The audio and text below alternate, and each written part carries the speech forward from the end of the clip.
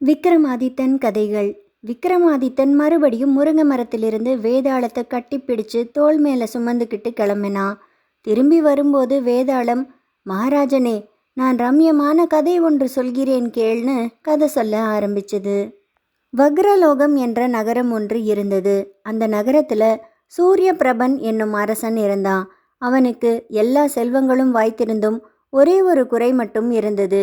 தேவியர் பலர் வாய்த்திருந்தும் அவனுக்கு புத்திரன் பிறக்கல. அந்த காலகட்டத்தில் தாமிரலிப்தி எனும் பெரிய பட்டணத்தில் தனபாலன் என்ற வியாபாரி ஒருத்தன் இருந்தான். அவன் செல்வ சீமான். அவனுக்கு தனவதி என்ற ஒரே பெண். அவ யுக்த வயது அடைஞ்சப்போ வியாபாரி இறந்து போயிட்டான். உறவினர்கள் அவளோட சொத்தை அபகரிச்சுக்கிட்டாங்க. அந்த நாட்டு அரசன் அதை தடுக்க ஏதும் செய்யலை. புருஷனுடைய பங்காளிகள் கிட்ட இருந்து தப்புறதுக்காக வியாபாரியின் மனைவி ஹிரண்யவதி தன் நகை நட்டுகளோட பெண் தனவதியும் அழைச்சிக்கிட்டு ஒரு நாள் இரவு முன் ஜாமத்திலேயே புறப்பட்டுட்டா. மிகுந்த பிரயாசையுடன் மகள் கையை பிடிச்சுக்கிட்டு நகர்ப்புறத்தை அடைஞ்சா. அவளுடைய உள்ளத்தை போலவே வெளியிலும் இருள் சூழ்ந்திருந்தது. அத்தகைய இருட்டில் அவ நகர்ப்புறத்தை வழி நடந்து செல்லும்போது விதிவசத்தால் அவளோட தோள் அங்கே கழுவேற்றப்பட்டிருந்த ஒரு திருடன் மேலே உராஞ்சது. கழுவேற்றப்பட்டிருந்தாலும் அவன் உயிர் இன்னும் போகலை. அவ தோள் இடித்ததுனால ஏற்பட்ட வலி பொறுக்க முடியாமல் அவன் துடிச்சு அலறினான். வியாபாரியின் மனைவி அவனை பார்த்து, நீ யாருன்னு கேட்டா. நான் ஒரு திருடன். என்னை கண்டுபிடிச்சு இங்கே கழுவேற்றி இருக்காங்க. இருந்தாலும் ஜீவன் இன்னும் என் உடலை விட்டு பிரியலை. அதுவும் என் பாவத்தின் பலனே போலும்னு சொல்லிய திருடன், அம்மணி, நீங்கள் யார்? இவ்விதம் எங்கே போகிறீர்கள் அப்படின்னு கேட்டான். உடனே ஹிரண்யவதியும் அவன்கிட்ட தன் கதையை சொன்னான். அந்த சமயம் பொழுது நல்லா விடிஞ்சிடவே வியாபாரியின் மனைவியான ஹிரண்யவதியை பார்த்து திருடன், என் வேண்டுகோளுக்கு செவிசாய்க்க வேண்டும். நான் உங்களுக்கு 1000 பொன் தருகிறேன்.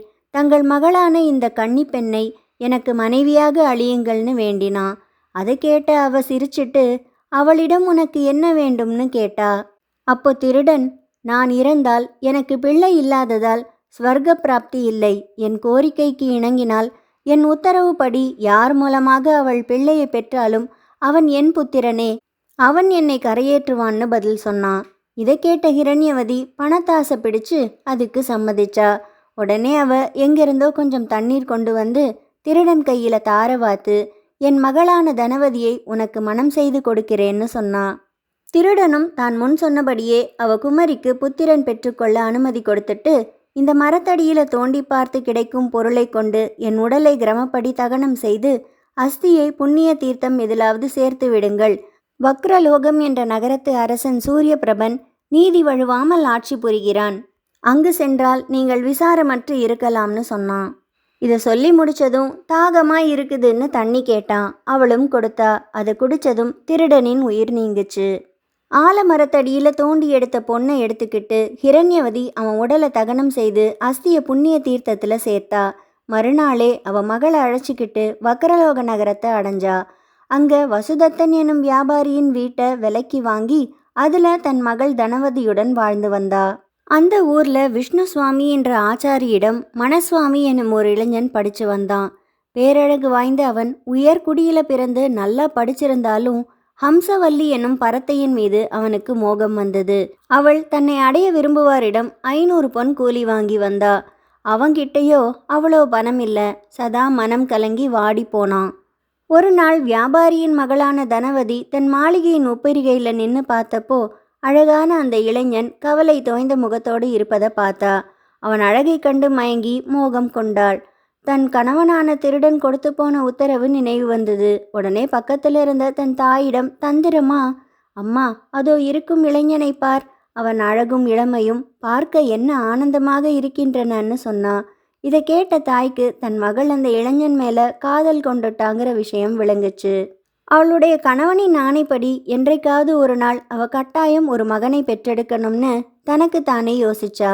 உடனே அவ தனக்கு அந்தரங்கமான வேலைக்காரி ஒருத்திக்கிட்ட விஷயத்த சொல்லி அந்த இளைஞனை அழைச்சிக்கிட்டு வர சொன்னா. ஆனால் மணசுவாமியோ ஹம்சவல்லிக்கு கொடுக்க வேண்டிய 500 பொன்னையும் அவங்க கொடுத்தாதான் அவ்விடம் ஒரு நாள் வருவேன்னு தீர்மானமாக சொல்லிட்டான். வியாபாரியின் மனைவியும் அதுக்கு ஒத்துக்கிட்டா. பணத்தை வாங்கிக்கிட்ட மனசுவாமி அவளோட போய் அந்த வீட்டில் இரவு இருந்து மறுநாள் விடியற்காலையில் ரகசியமாக வெளிக்கிளம்பி போயிட்டான். தனவதி கர்ப்பமானா. கால கிரமத்தில் ஒரு ஆண் குழந்தை பிறந்தது. குழந்தை மங்கள குறிகளை தாங்கி பார்க்க அழகா இருந்தது.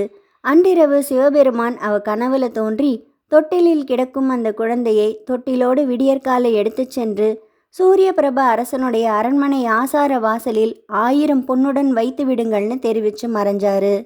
சிவபெருமானின் ஆணைப்படி தாயும் மகளும் குழந்தையையும் பொன்னையும் எடுத்துக்கிட்டு போய் அரண்மனை வாசல்ல விட்டுட்டு வீடு திரும்பினாங்க. இதற்கிடையில தனக்கு பிள்ளை பிறக்கவில்லையேங்கிற ஏக்கமும் கவலையும் கொண்டு வாடி வந்த அரசன் கனவுல சிவபெருமான் தோன்றி, அரசே எழுந்திரு, அரண்மனை வாசலில் ஒரு குழந்தையையும் கொஞ்சம் பொன்னையும் யாரோ கொணர்ந்து வைத்துவிட்டு போயிருக்கிறார்கள். தொட்டிலில் கிடக்கும் குழந்தையை நீ எடுத்துக்கொள்னு தெரிவிச்சாரு. அதே சமயம் வாயில் காப்போன் ஓடி வந்து அரசர்கிட்ட விஷயத்த சொன்னான். அரசனும் நேரில் போய் அரண்மனை வாயில அடைஞ்சு குழந்தையையும் பொன்னையும் கண்டான். நமக்கு ஏற்ற குழந்தையைத்தான் சிவபெருமான் அருளி இருக்கிறார்னு நினச்சிக்கிட்டு அவன் குழந்தைய கையில் எடுத்துக்கிட்டு அரண்மனைக்கு போனான். நாள் ஆக ஆக ராஜகுமாரன் சந்திரபிரபன் உருவத்திலையும் குணத்திலையும் சிறந்து விளங்கி பெற்றோர் மனதை களிப்பிச்சான்.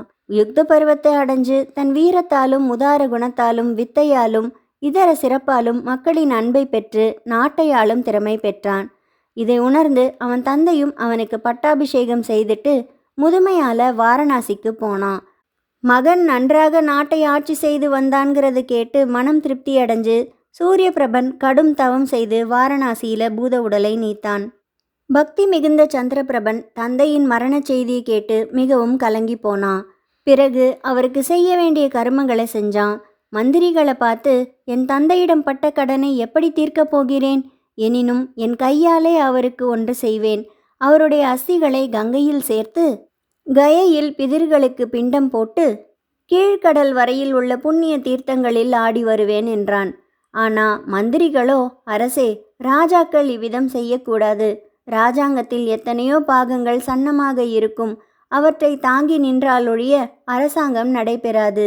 ஆகவே தங்கள் கடமையான ராஜாங்கத்தை நடத்துவதை தவிர வேறு சேத்ராடனம் எதற்குன்னு சொல்லி அரசனை தடுக்க முயன்றாங்க. மந்திரிகள் இவ்விதம் சொன்னதை கேட்ட அரசன் சந்தேகத்தையும் தயக்கத்தையும் உதறி தள்ளுங்கள். தந்தைக்காக இந்த பணி கட்டாயம் நான் செய்தாக வேண்டும். இளமையால் உடல் வலிமை பெற்றிருக்கும் போதே புண்ணிய தீர்த்தங்கள் ஆடிவிட வேண்டும். அனித்தியமான இந்த உடலுக்கு எப்போது என்ன நடக்குமோ, நான் திரும்பி வருகிற வரையில் ராஜ்யத்தை நீங்கள் பாதுகாக்க வேண்டும்னு தீர்மானமாக சொல்லிட்டான். ஒரு நல்ல நாளில் அரசன் ஸ்நானம் செய்து விதிப்படி பூஜை முதலியன முடித்து துறவியின் உடையை உடுத்து தேரில் ஏறி யாத்திரை கிளம்பினான். வழியில் பல்வேறு பாஷைகளையும் பல்வகையான ஆடைகளையும் கண்டும் கேட்டும் பற்பல விதமான பழக்க வழக்கங்களை அறிந்தும் பயணத்தை நன்கு ரசித்து பொழுதுபோக்கினான் அரசன். இவ்விதம் அநேக நாடுகளை கடந்து கடைசியாக கங்கையை அடைஞ்சான். அதில் ஸ்நானம் செஞ்சு விதிப்படி சூரிய பிரபன் அஸ்திகளை அந்த நதியில் சேர்த்து தானங்களை கொடுத்து சிரார்த்தத்தை செய்துட்டு புறப்பட்டு பிரயாகையை அடைஞ்சான். அங்கு பட்டினி கிடந்து பக்தியுடன் எல்லா கர்மாக்களையும் கிரமப்படி செய்து முடிச்சான். அங்கிருந்து புறப்பட்டு காசியை அடைஞ்சு சிவபெருமானை வழிபட்டு கயையை அடைஞ்சான். அங்கே பல வகையான சிரார்த்தம் செய்து கடைசியாக தன் தந்தைக்கு பிண்டமிட்டான். அப்போ குண்டத்திலிருந்து அந்த பிண்டத்தை வாங்க 3 கைகள் தோன்றின. இதை கண்ட அரசன் பிரமிச்சு, இது என்ன, பிண்டத்தை நான் எந்த கையில் போடுவதுன்னு பிராமணர்களை கேட்டான். அவங்களும் திகைச்சு, அரசே, ஒரு கையில் கண்ணக்கோல் இருக்கிறது. ஆகவே அது ஒரு திருடனுடையதாகத்தான் இருக்க வேண்டும். மற்றொரு கையில் யாகத்தின் போது நெருப்பில் நெய்யை ஊற்ற உபயோகப்படும் சருகு இருக்கிறது. அது ஒரு பிராமணனுடையது. 3வது கையிலோ மோதிரம் இருக்கிறது. மங்கள குறிகளும் காணப்படுகின்றன. ஆகவே அது ஓர் அரசனுடையதாகவே இருத்தல் வேண்டும். இந்த 3 பேர்கள் யார்? இவர்களுடைய கைகள் இங்கே தோன்றுவானேன்? எங்களுக்கு ஒன்றும் விளங்கவில்லை. ஆகவே யார் கையில் பிண்டத்தை இட வேண்டும் என்பது எங்களுக்கு தெரியவில்லைன்னு சொல்லிட்டாங்க. அவங்க இப்படி சொன்னதும் அரசனாலையும் எந்தவிதமான முடிவுக்கும் வர முடியலை. இந்த கதையை வேதாளம் சொல்லி முடித்ததும் விக்ரமாதித்தனை பார்த்து, மகாராஜனே, யாருடைய கையில் அந்த பிண்டம் சேர வேண்டும்னு கேட்டது. வேதாளம் இப்படி கேட்டதுமே தர்மத்தை நன்றாக அறிந்த விக்ரமாதித்தன் தன் மௌனத்தை கலைச்சு பின்வரும் பதில சொன்னான். சந்திரபிரப மன்னன் பிண்டத்தை திருடன் கையில் இட்டிருக்க வேண்டும். அவன் திருடனுடைய பிள்ளையே. அவன் பிராமணனுக்கு பிறந்தது உண்மையாயினும் ஓர் இரவுக்காக பணம் பெற்றுக்கொண்டு பிராமணன் தன்னை விற்று கொண்டபடியால் அவனுக்கு எந்தவிதமான உரிமையும் இல்லை. சூரியபிரப அரசனும் குழந்தையை எடுத்து வளர்த்து அவனுக்கு உபநயனம் முதலியன செய்வித்து தந்தை போலவே விளங்கினார். ஆயினும் அவர் தொட்டிலே கிடந்த குழந்தையுடன் பணத்தையும் பெற்றுக்கொண்டார். குழந்தையை வளர்த்ததற்கு கூலியாக அந்த பணத்தை கொள்ள வேண்டும். அதனால் அரசருக்கும் உரிமை இல்லை. இதனால் சந்திரபிரபன் திருடனுடைய பிள்ளையே. திருடனுடைய மனைவியை அவள் தாயார் கையில் தாரை வார்த்து அளித்திருந்தாள். திருடன் அளித்த அனுமதியின் பேரிலேதான் இந்த குழந்தை பிறந்தது. அன்றி அதன் வளர்ப்பிற்கும் திருடன் பணமே உதவியது. ஆகவே பிண்டத்தை திருடன் கையிலேதான் இட வேண்டும். இதுதான் என் அபிப்பிராயம். விக்ரமாதித்தனின் இந்த பதிலை கேட்டதும் வேதாளம் மறுபடியும் கட்டவிழ்த்துக்கிட்டு முருங்கை மரத்தில் ஏறிடுச்சு. வேதாளம் சொல்லிய மற்றும் ஒரு சுவாரஸ்யமான புதிர்கதையுடன் நான் உங்களை அடுத்த வீடியோவில் சந்திக்கிறேன். நன்றி, வணக்கம்.